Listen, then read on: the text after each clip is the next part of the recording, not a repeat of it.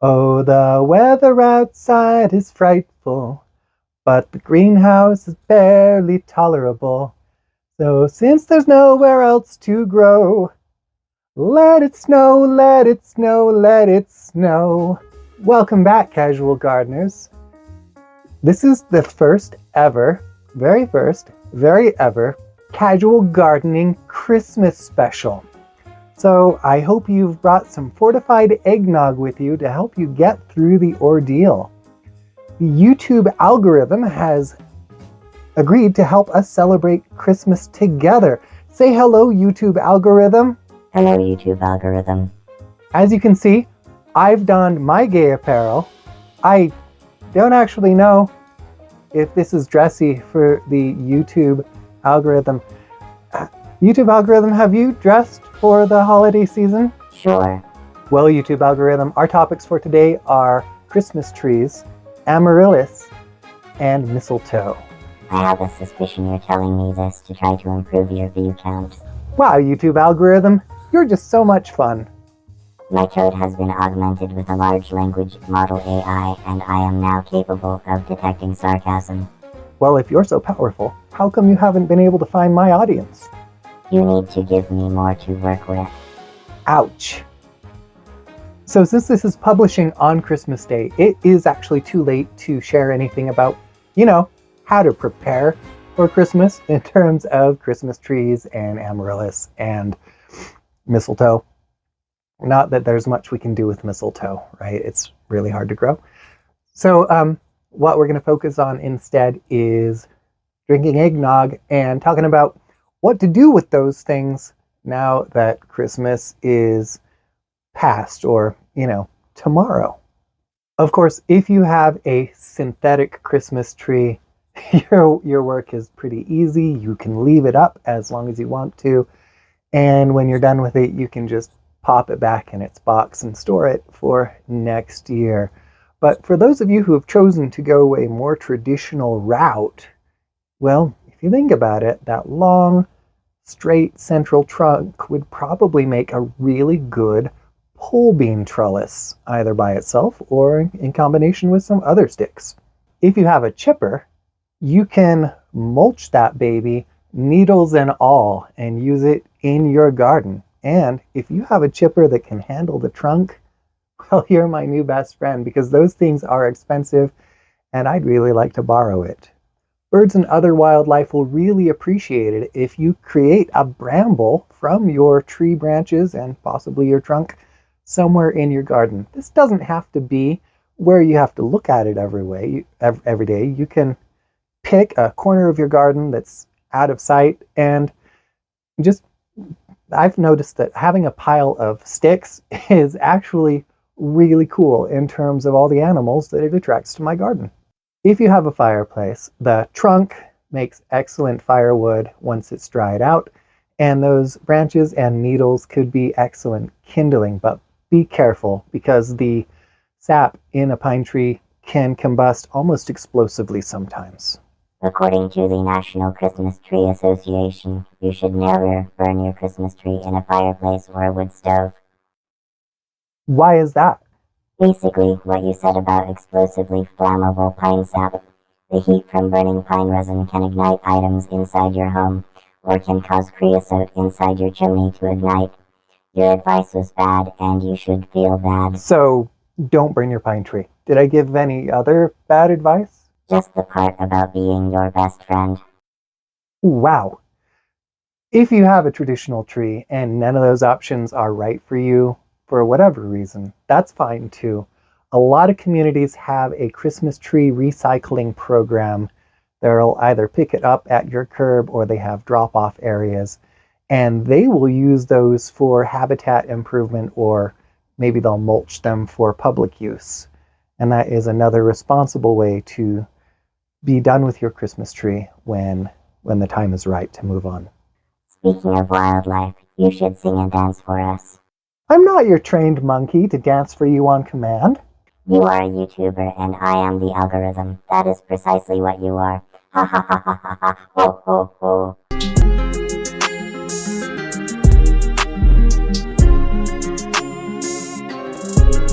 Picture her up on a whim at the grocery store. I paid $7.99 and I would have paid more, 'cause I wanted something living to share my winter days, to keep my spirits up in a world of white and grays. Her bulb was waxed, no need for feed or care, and I always want my heart to see her growing there.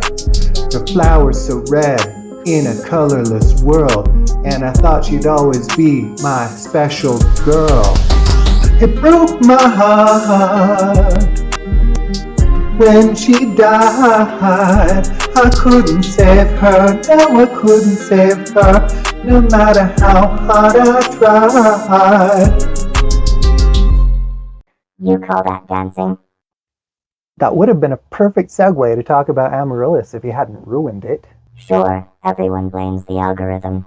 Forcing amaryllis is a Christmas tradition for lots of families. The colors are beautiful, and gosh, it's nice, just like the Really Awful song said, to have that splash of life and color in our homes during these long, dark nights. So what if the blooms are spent, but you'd rather not throw that out? You'd like to enjoy it again. Unless you got a waxed bulb, keeping it for next Christmas should be relatively easy. If it's not in soil already, make sure you pot it up into soil and just water your amaryllis bulb whenever the top 2 inches of soil have dried out. You're going to want to use a general purpose houseplant fertilizer mixed in at half concentration in the water whenever you water your bulb. You're going to want to keep your amaryllis bulb, once the flowers have faded, in the brightest spot you can in your house, but you don't want to take it outside because frost will kill it. These are tropical or semi-tropical flowers. If your bulb doesn't get enough light to do enough photosynthesis to make all the sugars it needs, it may not bloom next year. Moving your bulb outside once danger of frost has passed will help ensure that it has enough light to put away those energy stores to bloom. And then if you want to force it again for the following Christmas, that's a whole other thing. And I'm sorry, I just don't have time for that right now. There are a lot of great resources on the internet. But hey, yeah, pot it up, keep it in a sunny window, and yes, you can keep your amaryllis. And what if they got a waxed bulb? Well, waxed bulbs are intended to be used and thrown away. The benefit of that wax is that you don't have to water or fertilize the bulb at all because it can't dry out. It's encased in wax. But the problem is it's not going to grow roots because the wax is in the way. Sometimes, if you're careful and you're lucky, you can pick away that wax and remove the wire that makes it stand up on its own, and you may be able to get roots to grow and you may save the bulb. But most of the time, if you've got a waxed amaryllis, it's one and done. Well, that's kind of a downer. No, you're right. I think a story about mistletoe from Norse mythology would help lighten the mood. What does that have to do with Christmas? Well, Christmas is a patchwork of traditions, and a lot of cultures have seasonal significance for mistletoe. The tradition of hanging mistletoe in our homes could have come from Britain or Norse mythology, or it could even be of Greek origin. It's hard to know for sure. I'm just going with the Norse story because it's the first thing that popped into my head. Also, I kind of like it. This is the story of the death of Balder. Balder was Odin's other son that we don't hear about as often because Marvel didn't think he was cool. Balder's superpower is that he's beautiful. He's just a really great god, and all the other gods love the snot out of him. He's Thor's half-brother. He had a beautiful wife, and his life was basically perfect, except for one thing. He had terrible, awful, no good dreams. Father Odin, wisest of the gods, I have terrible dreams about the end of the world and the slaying of brother by brother. Well, that really sucks. Let me see what I can find out. So Odin rode out into the world in disguise. When he returned, he was grim. He spoke only to his wife, Frigg, about what he had discovered.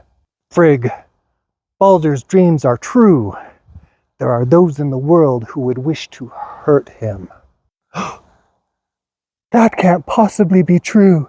There is no one in this world who hates the light of the sun. And just so, there is no one in this world who would wish to harm my dear Baldur. Now Frigg went out into the world, and as she traveled, she collected oaths from everyone and everything she met. Every human, every plant, every tree, every rock, every mineral. She asked all of them to swear to her that they would never harm her beautiful son, Baldur. And all of them were happy to promise that they would never harm Baldur because he was the most beautiful and beloved of all of the gods. Nothing was too insignificant to collect an oath from, save mistletoe.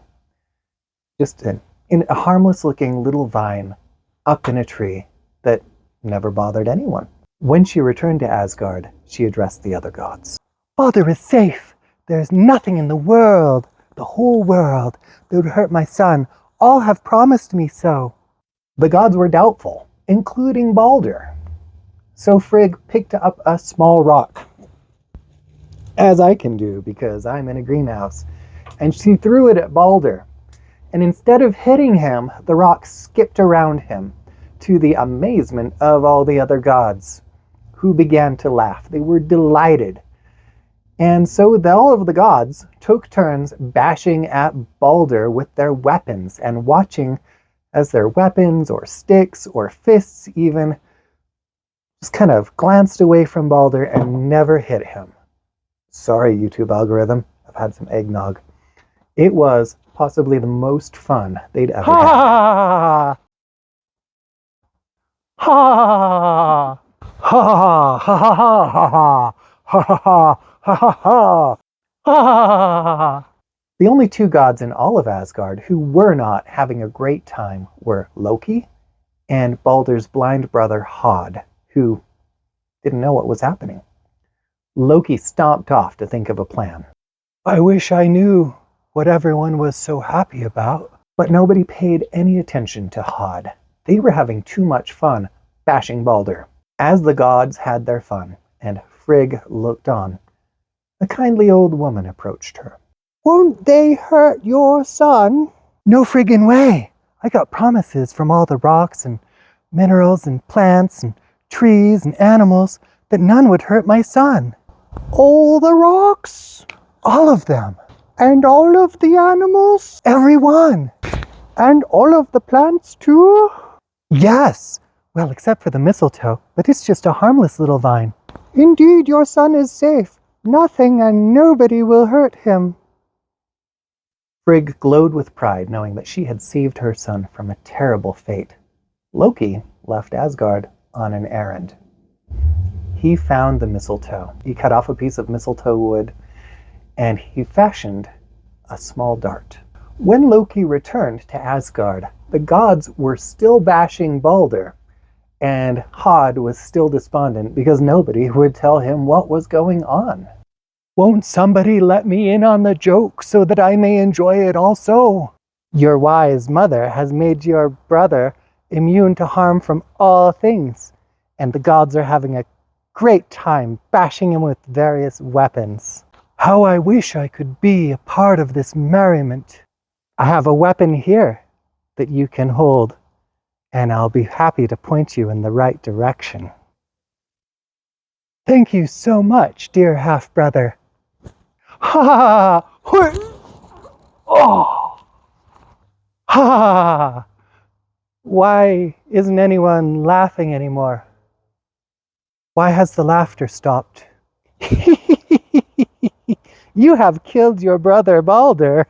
There's much more to the story. A journey to hell, a funeral pyre, another god dropping dead from despair. Frigg commanded of the mistletoe that it should harm no one else ever again, and that all who stood beneath it should be gifted with its kiss, in remembrance of the life and beauty of her son, Balder. That wasn't a very Christmassy story. Yeah, I think that's probably why I wanted to tell it. That's it for the Casual Gardening Christmas special. I hope you enjoy the rest of your Christmas day.